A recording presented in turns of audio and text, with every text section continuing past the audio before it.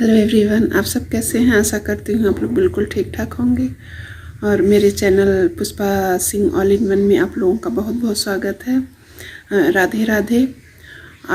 आज मैं आप लोगों के साथ अपनी होली की क्लीनिंग शेयर कर रही हूँ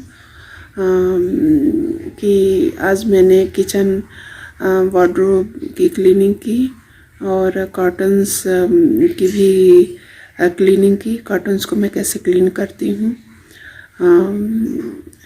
ये अभी वीडियो में आपको दिखेगा और आई होप आप लोगों को ये मेरा जो वीडियो है पसंद आएगा।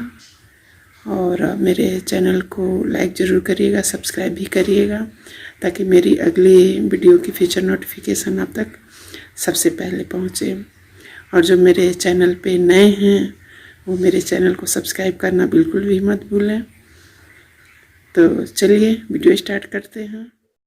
सबसे पहले मैं जो किचन का जो क्रॉकरी वार्डरोब है उसको मैं क्लीन कर रही हूँ।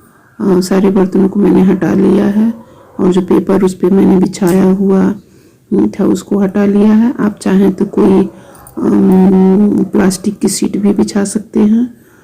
मैं पेपर ही डालती हूँ और किसी गीले कपड़े से हल्का सा पोंछ के और उसके बाद फिर पेपर डाल के आप इसको इस तरह से लगा सकते हैं। और ये जो प्लेटें हैं उस पे मैंने एक पेपर लगाया हुआ है 1 बाय 1 करके, ताकि प्लेटों में जो घर्षण है वो ना हो और अच्छी तरह से प्लेटें रहें। तो ये मैंने अपना दोनों सेल्फ जो है साफ़ कर दिया और अच्छी तरह से। और नाश्ता मैंने पहले ही कर लिया था क्योंकि जब सफाई करनी रहती है तो मैं नाश्ता पहले ही कर लेती हूँ और उसके बाद काम शुरू करती हूँ। नहीं तो काम के चक्कर में भूखा ही रहना पड़ जाता है। तो ये दोनों मैंने सेल्फ को साफ़ कर दिया अच्छी तरह से।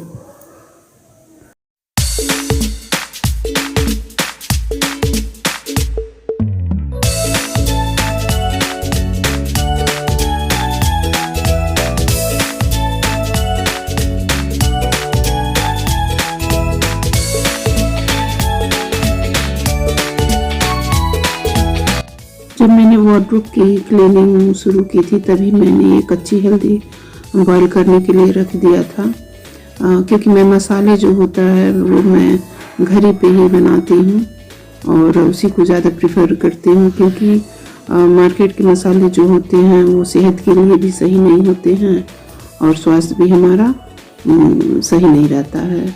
तो इस वजह से मैं मसाले जो है वो घर पे ही बनाती हूँ। उसके बाद किचन क्लीन करने के बाद मैं यहाँ वॉश बेसिन साफ़ करने उसको भी साफ़ किया मैंने। और जो ब्रश वगैरह जो जहाँ रखा जाता है उसकी भी मैंने यहाँ पे क्लीनिंग कर रही हूँ।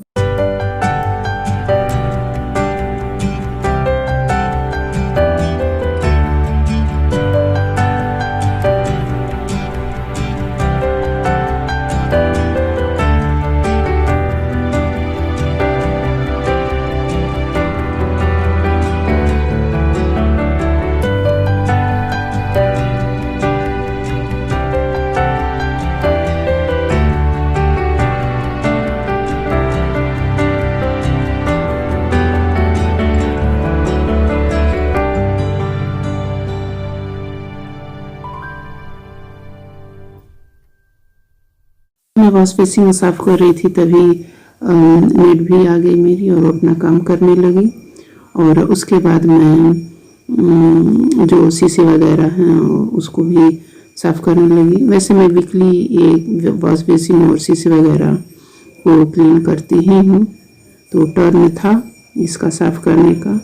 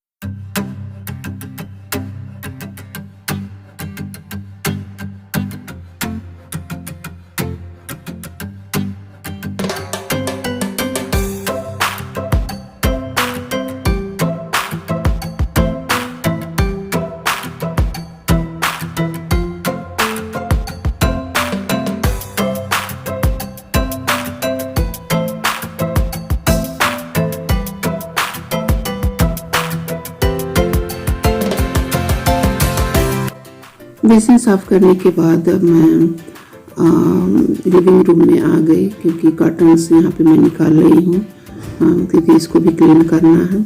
जाले वगैरह मैंने पहले ही साफ़ कर लिए थे, और उसके बाद जो विंडो वगैरह है उसकी भी डस्टिंग करनी है, और उसके बाद जब पर्दे निकाल के फिर मैं इसको मशीन में लगा दूँगी धुलने के लिए। और इसका मैंने एक सेपरेट वीडियो बनाया हुआ है कॉटन्स वॉशिंग का। अगर आप लोगों ने नहीं देखा है तो मैं इसका जो लिंक है डिस्क्रिप्शन बॉक्स में डाल दूँगी, वहाँ से आप देख सकते हैं कि मैंने पर्दों को किस तरह से वॉशिंग मशीन में धुलती हूँ। ये बहुत अच्छा तरीका है ये धुलने का, क्योंकि इसके जो रिंग होते हैं वो कभी ख़राब नहीं होते हैं अगर आप ऐसे पर्दे धुलते हैं तो। और उसके बाद मैं जो पहले ही मशीन लगाई थी वो कपड़े धुला गए हैं, और फिर उसको निकाल के फिर दूसरी बार में मैं जो कॉटन्स है उसको यहाँ पे लगाऊंगी।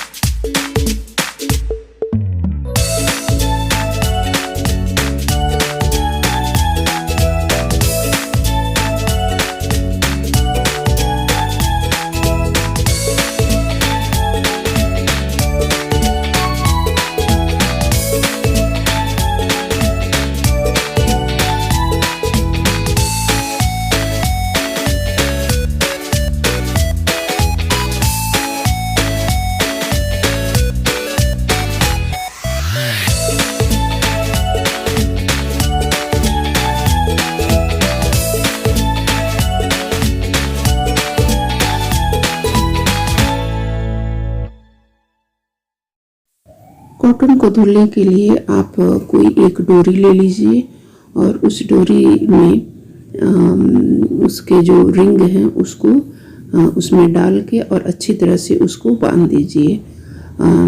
इसमें कम से कम 2 या 3 पर्दे ऐड करिए, उससे ज़्यादा नहीं, क्योंकि जब आप मशीन में डालेंगे तो वो अच्छी तरह से जो है राउंड नहीं करेंगे और फंसेगा। 2 या 3 से ज़्यादा उसमें जो है पर्दे नहीं उसमें ऐड करना है, और अच्छी तरह से उसको बांध देना है, ताकि वो जब मशीन में धुले तो निकले नहीं, और वो अच्छी तरह से धुला जाएगा। ध्यान से करना रहता है, और इस तरह से अच्छी तरह से टाइट उसको बांध देना है। और एक बार में कम से कम 4 या 5 पर्दे आप मशीन में धो सकते हैं, और अच्छी तरह से ये जो है धुला जाता है। और ये भी ध्यान देना है कि इसको स्पिन पे नहीं डालना है, बस रिंस और वॉश पे डालना है। वॉश और रिंस पे डालना है, स्पिन पे नहीं डालना है। स्पिन में नहीं होता है सुखाना, सुखाने वाले पे आपको नहीं डालना है। और ऊल का जो ऑप्शन होता है उस पे क्लिक करना है। मशीन में सेटिंग है ऊल का, जिस पे आप वूलन कपड़े धोते हैं, तो उस पे पर्दों को धुलना है। और इस तरह से आप अपने पर्दे आसानी से धुल सकते हैं।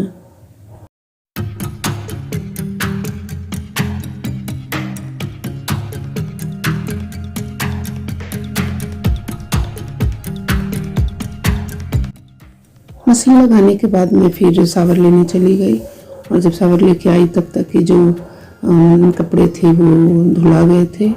और उसके बाद मैं छत पे लेके आ गई उसको फैलाने के लिए, क्योंकि धूप अच्छी निकल रही है और सर्दी का मौसम ख़त्म हो गया है। और उसके बाद जो भी कपड़े हैं वो 1-1.5 घंटे में सूख जाएंगे। उसके बाद फिर मैं उसको नीचे लेके चली जाऊंगी। और जो मैंने हल्दी बॉयल किया है, और मैंने सारे कपड़े यहाँ पे फैला दिए हैं, पर्दे वगैरह।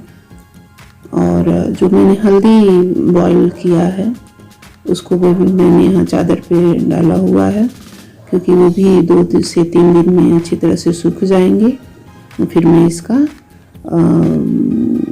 पिसवाने के लिए मशीन में दे दूँगी, जहाँ आटा पिसाता है और उसके बाद छत पर से आने के बाद मैं अपना लंच की, और लंच करने के बाद मैं थोड़ा सा आराम करने लगी, क्योंकि इतनी थकान हुई थी काम करते करते कि रेस्ट करना भी ज़रूरी है। मैंने अपना लंच 2:30 PM पे किया। उसके बाद मैं आराम की 1.5-2 घंटे, और उसके बाद इस शाम को मैं जो मिर्चे का अचार होता है उसको यहाँ मैं बना रही हूँ, और अपना चाय भी पी रही हूँ। और जो मिर्ची का अचार है वो मैं फुल वीडियो नहीं शेयर कर रही हूँ। अगर आप लोग को इसका फुल वीडियो चाहिए तो मुझे कमेंट ज़रूर करिएगा, मैं इसका फुल वीडियो ज़रूर आप लोगों के साथ शेयर करूँगी।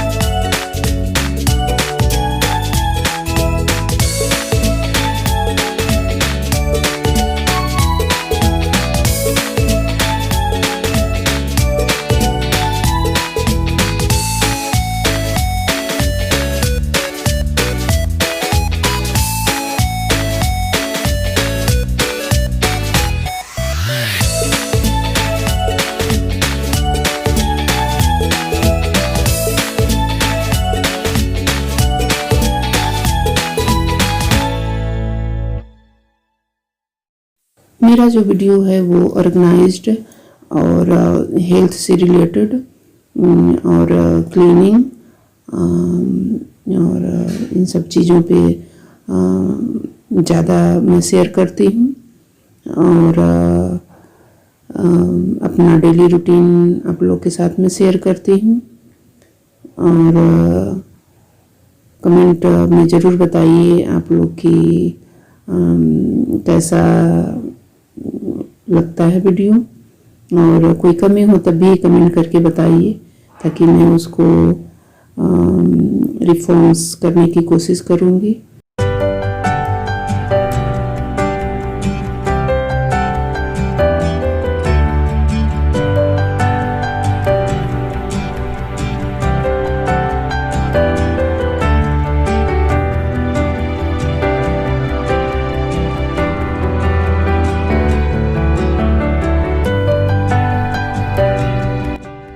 शाम की चाय पीने के बाद फिर मैं डिनर बनाई, और उसके बाद हम लोग फिर डिनर करने के लिए बैठे। ये बाबू हैं और हस्बैंड हैं। नॉनवेज वगैरह हम लोग नीचे ही खाते हैं, डाइनिंग टेबल पे हम लोग नहीं खाते हैं। ये समझ सकते हैं कि आदत है हम लोगों की नॉनवेज नीचे बैठ के खाना, बाकी चीज़ें डाइनिंग टेबल पे हम लोग खाते हैं।